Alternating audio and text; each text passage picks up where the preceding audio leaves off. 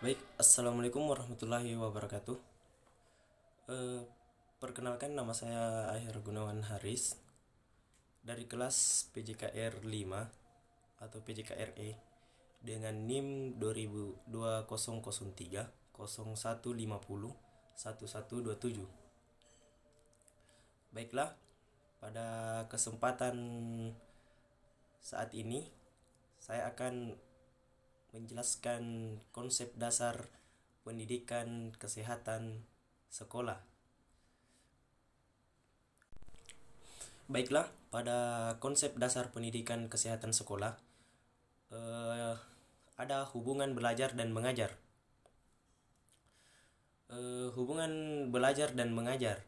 Mengajar mengajak orang lain untuk memiliki suatu kelakuan yang telah diatur atau direncanakan, atau sama halnya dengan mendorong siswa mencapai tujuannya.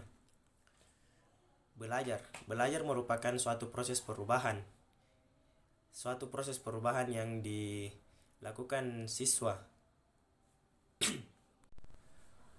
Dalam konsep dasar pendidikan kesehatan sekolah, eh, ada yang namanya pengertian pendidikan kesehatan. Pengertian pendidikan kesehatan adalah suatu penerapan suatu penerapan konsep pendidikan di dalam bidang kesehatan dilihat dari segi pendidikan.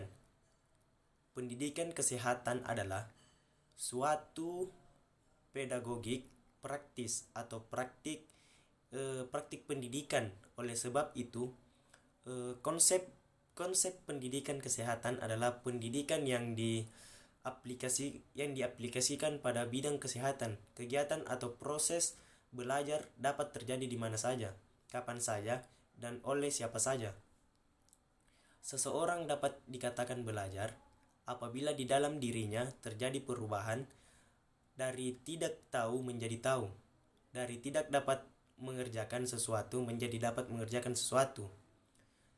Eh, Namun demikian, tidak semua perubahan atau tidak semua perubahan itu terjadi karena belajar saja. Misalnya, perkembangan anak dari tidak dapat berjalan menjadi dapat berjalan.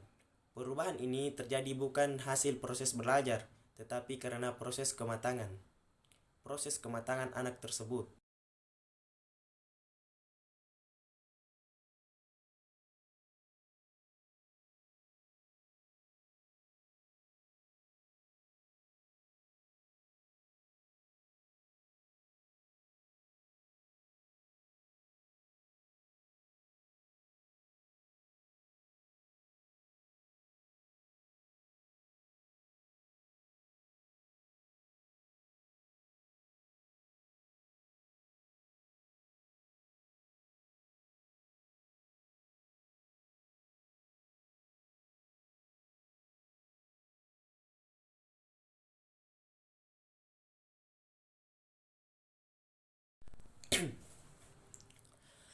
Alat bantu mengajar dan alat peraga. Ada 3 alat bantu mengajar dan alat peraga. Yang pertama, alat peraga 2 dimensi, gambar, peta, foto, dan lain-lain. Alat peraga 3 dimensi atau model. Ketiga, alat proyeksi, alat perlengkapan pelajaran seperti proyektor, tape, recorder, LCD, dan lain-lainnya. Jadi, ada 3 alat bantu mengajar dan alat peraga. Ini sangat berperan penting dalam konsep dasar pendidikan kesehatan sekolah.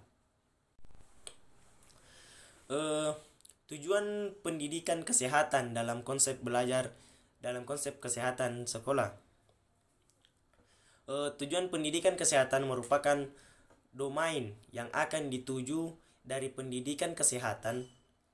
Tujuan pendidikan kesehatan adalah mengubah perilaku dari yang merugikan kesehatan atau tidak sesuai dengan norma kesehatan ke arah tingkah laku yang menguntungkan kesehatan atau norma yang sesuai dengan kesehatan.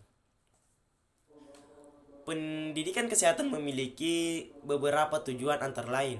Satu, tercapainya perubahan perilaku individu, keluarga, dan masyarakat dalam membina dan memelihara perilaku sehat dan lingkungan, serta peran aktif dalam upaya mewujudkan derajat kesehatan yang optimal. 2. Terbentuknya perilaku sehat pada individu, keluarga, mental maupun sosial, sehingga dapat menurunkan angka kesakitan dan kematian. Itulah tujuan pendidikan kesehatan. Dalam hal ini, dua hal ini dapat kita terapkan dalam kehidupan kita, apalagi dalam tujuan pendidikan kesehatan, karena ini sangat berperan penting dalam konsep dasar pendidikan kesehatan sekolah. Pertanyaan seperti kapan kesehatan diajarkan? Pertanyaan tersebut, kapan kesehatan diajarkan, dapat kita jawab dalam dua bagan.